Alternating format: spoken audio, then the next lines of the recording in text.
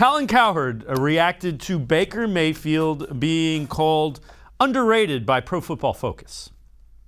Let's look at Baker Mayfield's numbers in terms of underrated.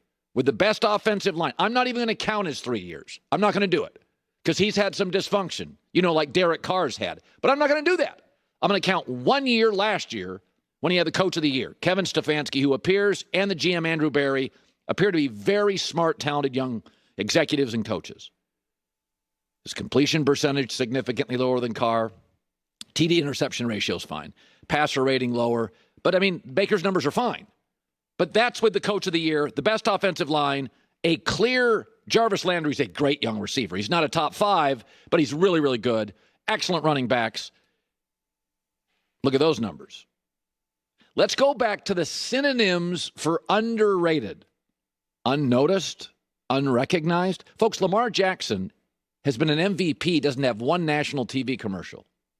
Baker Mayfield is like Blake Griffin. I can't watch a sporting event without him showing up on my television set. He sounds a little put up. Here's what I would say. Baker Mayfield deserves Kevin Stefanski and Andrew Berry for the 3 years he had before that and all the dysfunction. So he deserves to play for the Coach of the Year based on what he's gone through.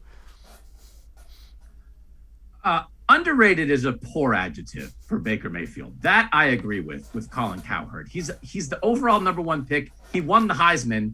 He is on every commercial that you see on TV. PFF, you have to take PFF the right way. PFF is talking statistically, well, look, his stats are this, but actually people think this, but actually the stats would say this, and the hidden stats show this. So maybe there's a statistical category for it. That's just the wrong. You're just going to set people up. I don't even think Baker Mayfield thinks he's underrated. But part of the reason that people would have a case to make that Baker Mayfield is underrated is because people like Colin Cowherd sometimes act like he stinks, and he doesn't stink. So it's like Cowherd arguing against him being underrated after throwing shade at him for 3 years, and practically he's the reason he's on the list. But I think here Colin is right. Underrated is not the right word for him. But I think the case he's trying to make, I still don't think you can make a case and just say Baker Mayfield last year, because it's the second half of last year. And I don't know what his passer rating was in the second half compared to the first half, but we can't act like Baker Mayfield's been this quarterback for a full season and just look at full 16-game 2020 stats and say, well, look at that, because that's not really it. That's not what we're talking about. We're talking about second half of the season. And I know it.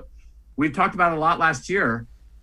Second half of the year, I think statistically, you would be talking about a guy who's a top 7, top 9 quarterback in the league. And that's a more fair statistical point to make. To just flash those like Colin did and say 2020 stats, I think is not the point.